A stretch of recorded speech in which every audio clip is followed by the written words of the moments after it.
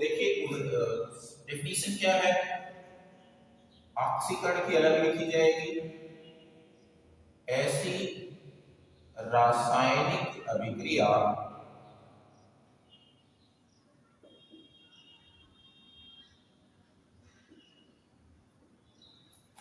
जिसमें ऑक्सीजन का योग होता है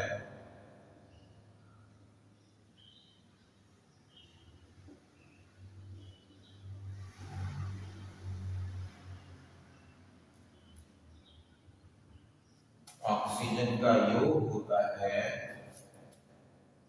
ऑक्सीकरण अभिक्रिया कहलाती है।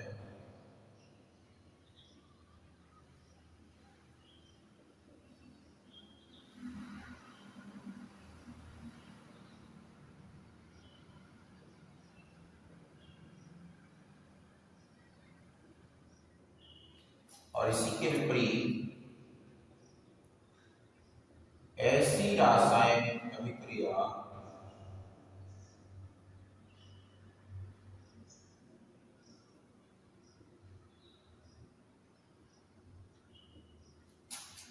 जिसमें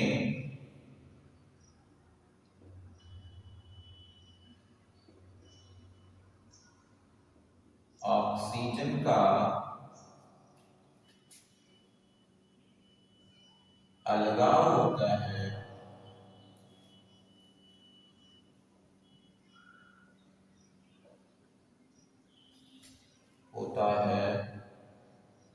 अपचयन अभिक्रिया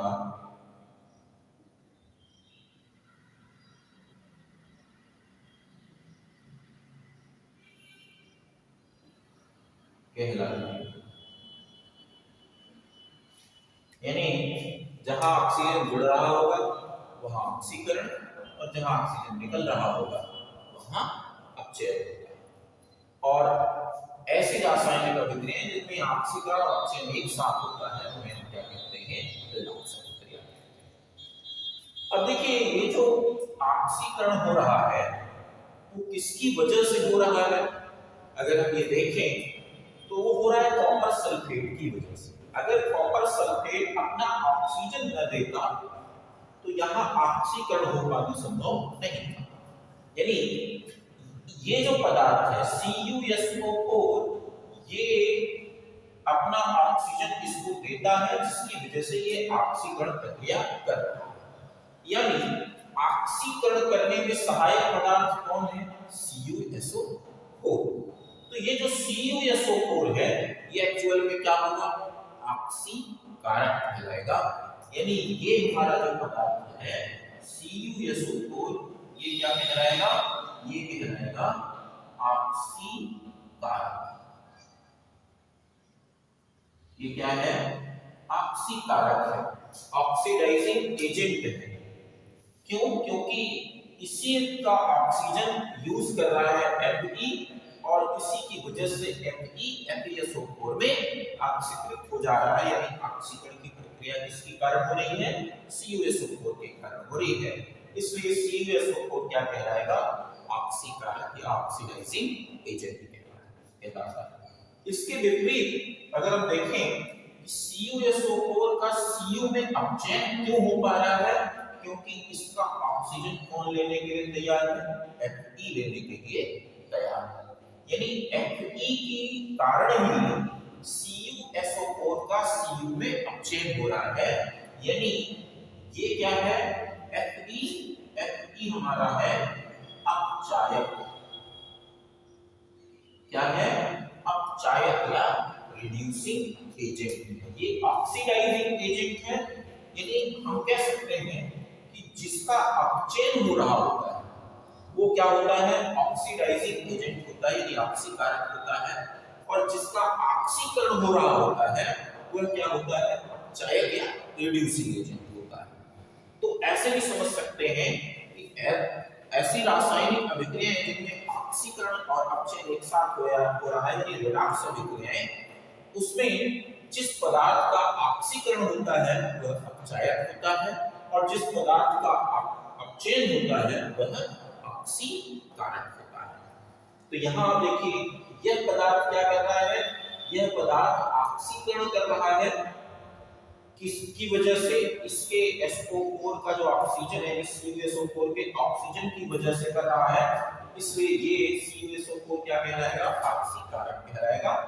इसके विपरीत Fe का ऑक्सीकरण क्यों हो रहा है, सॉरी CuSO4 Cu में अपचयित क्यों हो रहा है, क्योंकि Fe इसका ऑक्सीजन ले रहा है, यानी Fe क्या कहलाएगा, अपचयन है। ठीक है, तो ये हमारा ऑक्सीकरण और अपचयन होता है। अगर सामान्य तरीके से देखें तो ये तो परिभाषा थी, जो पुरानी परिभाषा है, नए अगर अर्थों में समझा जाए तो इसको इलेक्ट्रॉनिक तरीके से समझाया जाता है, यानी इलेक्ट्रॉनिक संकल्पना है कि अगर हम यहाँ देखें FeSO4 में कैसे परिवर्तित हुआ होगा, क्योंकि Fe ने अपना 2 इलेक्ट्रॉन किसको दिया है, SO4 को दिया है। SO4 क्या होता है, 2 नेगेटिव होता है, यानी इसको 2 इलेक्ट्रॉन की आवश्यकता होती है। ठीक है, तो यह अपना इलेक्ट्रॉन जो है कहां से प्राप्त करेगा, Fe से प्राप्त करेगा, और Fe से जब ये 2 इलेक्ट्रॉन प्राप्त कर लेता है तो यह इसके साथ जुड़ जाता है, यानी Fe ने क्या किया है, अपना इलेक्ट्रॉन त्याग किया है, किसको दिया है, SO4 को दिया है। तो जहां इलेक्ट्रॉन का त्याग होता है ऑक्सीकरण होता है, और इसके विपरीत अगर हम यहाँ CuSO4 से Cu की बात करें तो ये CuSO4 कैसे बना होगा, जब Cu ने SO4 को अपना 2 इलेक्ट्रॉन दिया था, परंतु अलग कैसे हुआ, जब ये अपना इलेक्ट्रॉन दे दिया होगा तो ये दोनों अपना सेपरेट हो गए, अलग अलग हो गए। तो यानी यहाँ क्या हुआ, यहाँ गेन ऑफ इलेक्ट्रॉन हुआ है, कॉपर ने अपना इलेक्ट्रॉन SO4 से ले लिया है, तो यहाँ गेन ऑफ इलेक्ट्रॉन हुआ है, और गेन ऑफ इलेक्ट्रॉन की वजह से यहाँ क्या हो रहा है, अपचयन हो रहा है। तो हम अगर देखें इलेक्ट्रॉनिक संकल्पना के आधार पर तो हम ऐसा भी कह सकते हैं कि ऐसी रासायनिक अभिक्रियाएं जहां पर लॉस ऑफ इलेक्ट्रॉन होता है, यानी इलेक्ट्रॉन का त्याग होता है, वहां क्या होता है, ऑक्सीकरण होता है, और इसके विपरीत जहां गेन ऑफ इलेक्ट्रॉन होता है, यानी इलेक्ट्रॉन ग्रहण होते हैं, वहां पर क्या होता है, अपचयन होता है। तो इस ये इलेक्ट्रॉनिक संकल्पना है, आधुनिक संकल्पना है, जिसमें ऑक्सीकरण और अपचयन को आसानी से समझा जा सकता है। क्योंकि देखिए सारी रासायनिक अभिक्रियाओं में ऑक्सीजन जुड़ता और ऑक्सीजन हटता है नहीं, तो उनको समझाने के लिए बेस्ट तरीका है इलेक्ट्रॉनिक संकल्पना, जिसमें इलेक्ट्रॉन लॉस और इलेक्ट्रॉन गेन के आधार पर ऑक्सीकरण और अपचयन को समझाया जाता है। तो ये हमारा 5वां प्रकार था, जो ऑक्सीकरण और अपचयन या रेडॉक्स अभिक्रिया है।